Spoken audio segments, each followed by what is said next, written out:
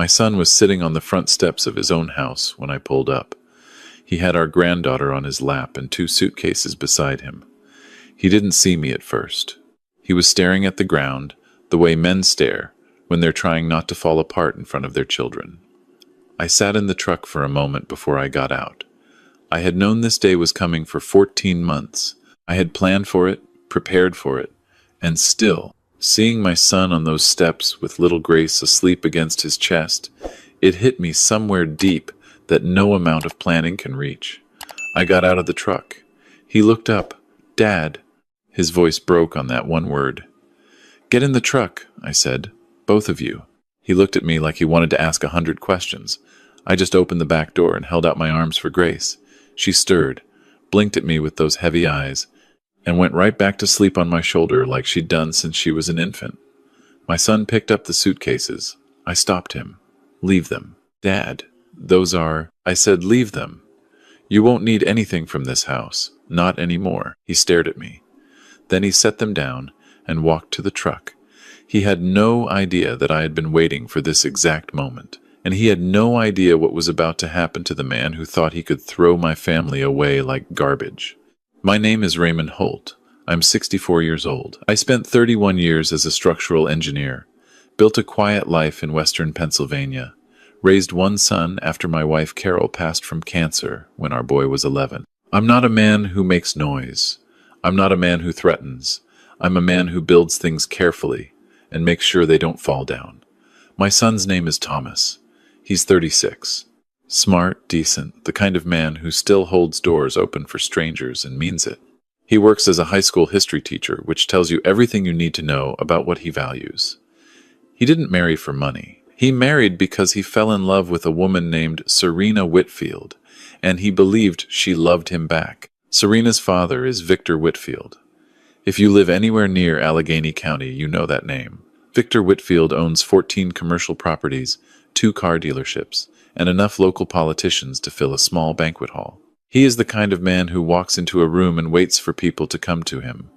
He never learned how to be uncomfortable, and that made him dangerous in ways most people don't recognize until it's too late. I recognized it the first time I met him. Thomas brought Serena home for Thanksgiving 3 years ago.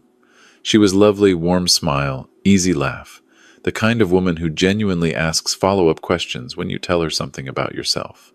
I liked her. I still like her, if I'm honest. She is not the villain of this story, though she made choices that cost my son more than she understands. Victor came with her that year. He sat at my kitchen table and looked around my house the way a building inspector looks at a structure he already knows he's going to condemn. He didn't say anything rude. He didn't have to. The slight pause before he complimented my home said everything. "Nice place, Raymond. Real. Cozy. Cozy." Like it was a word he'd had to reach for. I handed him a beer and said thank you, and watched him for the rest of that evening. By the time he left, I had formed a complete picture of Victor Whitfield. The picture wasn't flattering. Thomas and Serena got engaged 6 months later. I was happy for them. I was also cautious, which I kept to myself because a man's happiness deserves a fair chance before you introduce doubt into it. The wedding was at Victor's estate in Fox Chapel. 240 guests. An open bar that never ran dry. Victor gave a toast that was really a speech about himself, how he'd raised a daughter with high standards, how he hoped Thomas understood the responsibility that came with marrying into a family like the Whitfields. He said it warmly with a smile, and everyone laughed in the right places. Thomas laughed too. I did not.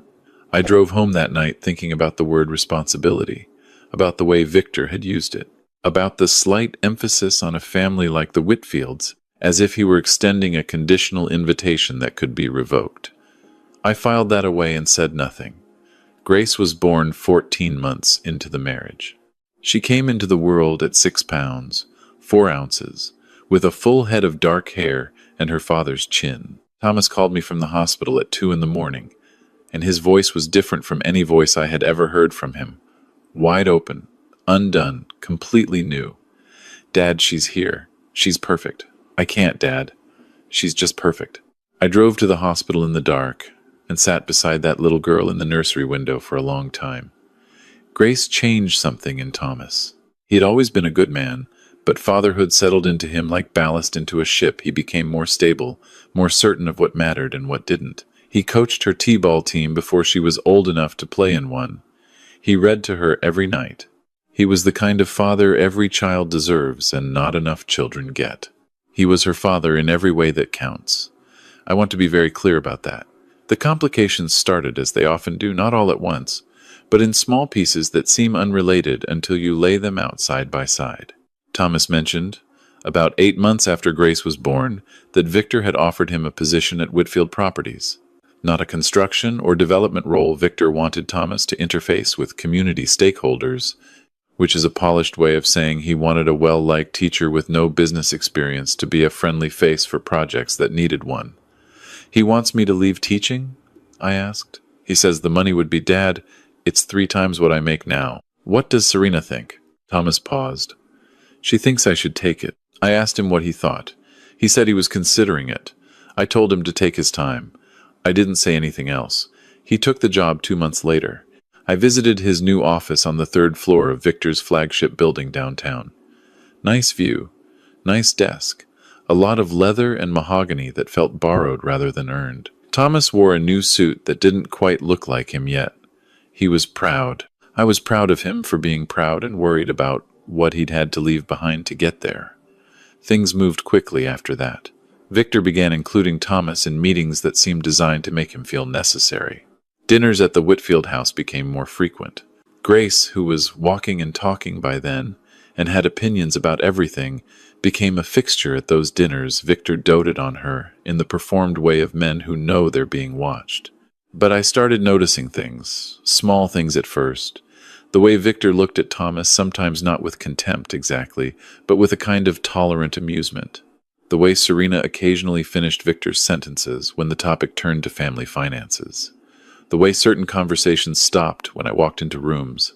I started paying closer attention. It was my neighbor Dale who first pointed me in a direction I hadn't considered. Dale has worked in family law for 28 years. He's not my attorney, he's my neighbor, and we've shared a fence line and a lot of Saturday mornings since 1997. One evening we were sitting on my back porch and I was telling him generally about the situation with Thomas and Victor, not accusing anyone of anything, just thinking out loud. Dale was quiet for a while. You said Victor offered Thomas the job, but did he ever actually give him a formal contract? I didn't know. I called Thomas that night and asked, casually, as if I was just curious about the HR details. There was no formal employment contract.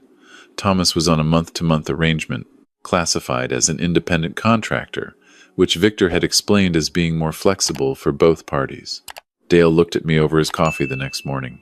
He didn't say anything. He didn't have to. I started making notes.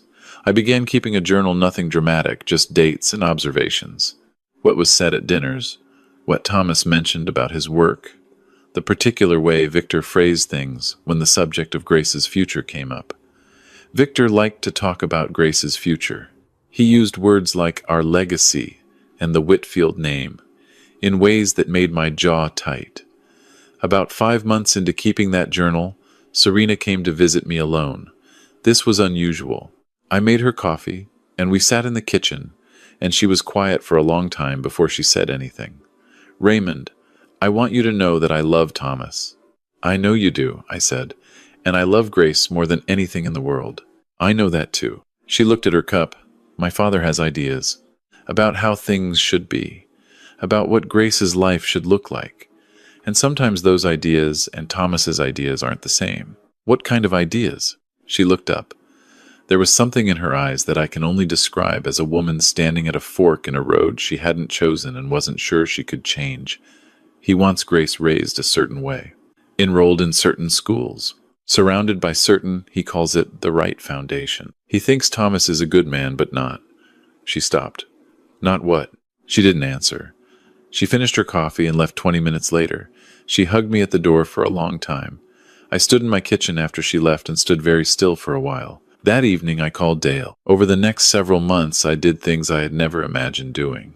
I hired a private investigator. His name was Arthur Gaines, and Dale recommended him, and he was quiet and careful and thorough. I told Arthur I wanted to understand the financial structure of Victor's relationship with Thomas, specifically whether the month-to-month contract was being used in a way that created legal exposure. What Arthur found went considerably further than I had expected. The house Thomas and Serena lived in, a colonial in Mount Lebanon that I had assumed they'd purchased together, was owned entirely by a property holding company controlled by Victor Whitfield. Thomas's name was not on the deed. It had never been on the deed. Victor had presented it as a wedding gift but had never transferred ownership, and Thomas, who was not a lawyer and trusted his father-in-law, had never pushed the question. His salary was paid through a third-party LLC. The arrangement meant that Victor could terminate the relationship at any time without standard employment protections. And there was a provision in the prenuptial agreement which Thomas had signed, with a lawyer Victor had recommended, that made the marital assets, in the event of divorce, subject to conditions written in language that Thomas's attorney had characterized as standard, but which Dale, reading it 3 years later, characterized as extraordinarily favorable to one party. I read that prenuptial agreement on a Tuesday afternoon at my kitchen table. I read it twice. Then I sat back and thought about the word cozy. I need to tell you about what I learned concerning Grace, because this is the part that changed everything for me, not the finances, not the property, not the contracts. This is the part that kept me awake at night and sharpened everything I did afterward into something precise and cold and determined. Arthur, in the course of his investigation, spoke to a nurse who had briefly worked at the OB practice Serena had used during her pregnancy. This nurse was no longer employed there and had no particular loyalty to the Whitfields. She told Arthur that Serena had confided in her, during a difficult prenatal appointment, that she was not certain Thomas was Grace's father. I sat with that information for 3 days before I did anything with it. Then I asked Thomas to do something that I framed very carefully. I told him I was putting together a family health history document, something Carol and I had always meant to do and never had, and her cancer diagnosis made me think it was important. I said I wanted to include blood type information, basic genetic markers if he was willing, and that I thought it would be meaningful to have Grace's information in there too. I said I'd found an at-home kit we could use and make a little project of it. Thomas thought it was a lovely idea. He had no idea I was also submitting a sample from a cheek swab Grace had given me during one of her stays at my house. She stayed with me every other weekend and called it Grandpa Camp to a separate private lab. I got the results on a Wednesday. I closed the envelope. I put it in the drawer in my study, under the journal. Thomas was not Grace's biological father. I want to be clear about what I did not do next. I did not call Thomas immediately. I did not call Victor. I did not make any move that could be seen or anticipated.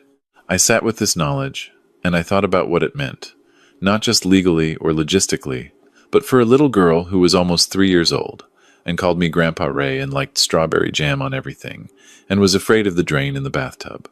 I thought about what she needed, and I began building.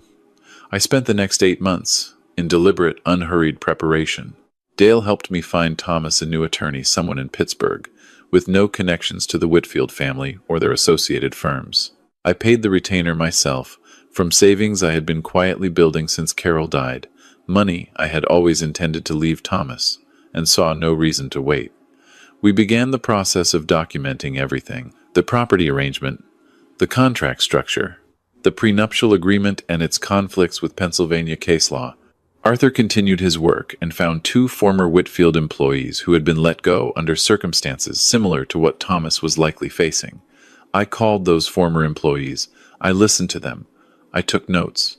One of them, a man named Gary, who had managed 3 of Victor's properties for 9 years, said something I wrote down and kept. He doesn't fire people. He arranges circumstances until they have no choice but to walk away. Then he tells everyone you left voluntarily. And there's nothing in writing to say any different. I looked at the legal pad where I'd written that, and I thought about my son in his borrowed office, in his borrowed house with his borrowed title, and I felt something settle in me that I can only describe as resolve. I did not tell Thomas any of this yet. Not because I didn't trust him, but because I knew my son. He would confront Victor immediately. He would demand explanations, give away the advantage, and Victor's lawyers would have a response ready within hours. I had watched Victor operate for years. He was not a man who was ever caught without a prepared position. I needed him caught without one. So I waited. The moment came on a Thursday in October. I was in my living room when Thomas called. His voice was flat in the way voices go when a person is holding themselves very carefully together. He locked us out, Dad. Serena and Grace are inside, but I went to the office this morning and my keycard didn't work. Victor called me at noon and said my engagement with the company was being terminated. When I drove home, my garage code didn't work. The locksmith was already there. He stopped. Grace is inside? Serena texted me. She says, Dad, I should take some time, that things have gotten complicated. She sounded like she was reading something. I closed my eyes for 2 seconds. Where are you right now? In the driveway. Is Grace with Serena? Is she safe? Yes, she's inside. She's fine. She doesn't know what's happening. Okay. You call the attorney. You call him right now and you tell him it's time. Then you come here. Silence. Dad, what attorney?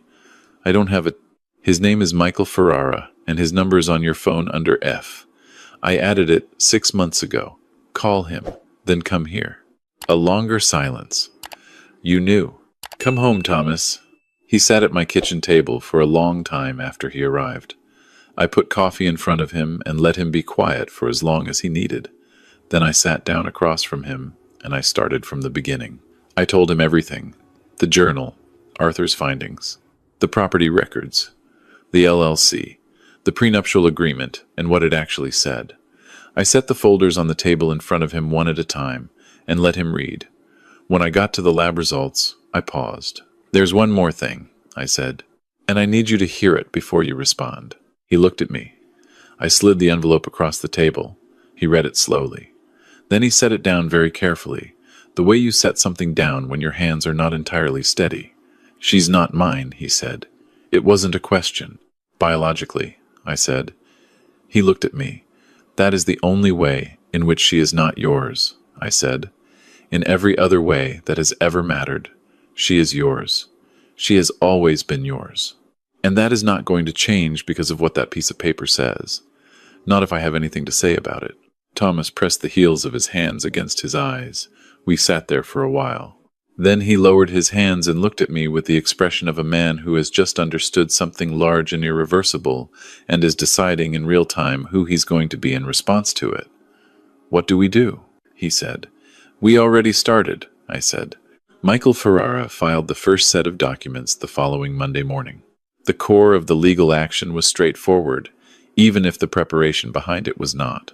The property holding company's failure to transfer the house constituted, under Pennsylvania law, a promissory arrangement that created enforceable rights.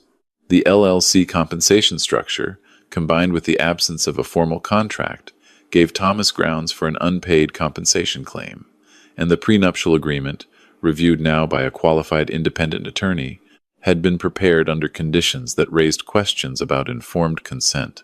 Specifically the fact that the attorney Victor had recommended had a 17-year professional relationship with the Whitfield family that had never been disclosed to Thomas. Victor's attorneys responded within 48 hours. They were good. They were fast. They had clearly anticipated some version of this. They had not anticipated the scope of it. Arthur had spent 14 months being thorough. The former employees came forward. Gary's documentation of his own termination, which he had kept carefully in a fireproof box in his garage, mirrored Thomas's situation in ways that established a pattern. The second former employee, a property manager named Diane, had her own records. And then there was the matter of what Serena did. I will not speak harshly of Serena. She was put in an impossible position by a father who had never in her lifetime allowed her a decision that didn't ultimately serve his interests. What I will say is that when she understood the full extent of what had been done to Thomas, to her marriage, to her daughter's family, she made a choice that I think cost her more than it appeared to. She called Michael Ferrara's office. Voluntarily. She provided documentation that corroborated the property arrangement and the contract structure. She provided also voluntarily information about the circumstances of Grace's conception that she had been carrying alone for nearly 4 years. I don't know what it took for her to make that call. I know what it meant for our case. The settlement process took 4 months. I am not going to detail every piece of it because some of it is still bound by agreement and some of it doesn't matter. What matters is the outcome. The house in Mount Lebanon was transferred to Thomas's name. The full legal process that Victor had assumed would protect his position was instead used correctly to enforce the original promise the house represented. The compensation claims were settled. Thomas's financial position was restored, and then some, including reimbursement for legal fees. The prenuptial agreement was set aside entirely. Victor Whitfield did not go to jail. I want to be honest about that. What he did was structured carefully enough to stay on the civil side of the law, and I'm not naive about what money can do in that regard. What I can tell you is that two of his largest commercial partners, made aware of the pattern of behavior documented in the proceedings, quietly ended their relationships with Whitfield Properties. A development project he had been planning for 3 years collapsed in the financing stage. The name does not open every door it once opened. I will take that. Grace turned 4 in January. We had her party at my house, because Thomas is living with me while he decides what comes next, and she decided she wanted a princess theme, which meant I spent a Saturday afternoon letting her put a paper crown on my head while I sat on the back porch in 30-degree weather and told her I was the king of the frozen kingdom. She thought this was the funniest thing that had ever happened. Thomas stood in the doorway watching us, and I could see him working through something. Not grief exactly, more like the slow work of accepting a new shape for things you thought you understood. He's doing that work honestly. That's all I can ask. The question of Grace's paternity is something Thomas and Serena will navigate together, for Grace's sake, because Grace is what matters. Thomas has not removed himself from her life for a single day. He picks her up, drops her off, reads to her at bedtime when it's his time, coaches her tiny soccer team on Saturday mornings. He has not faltered once.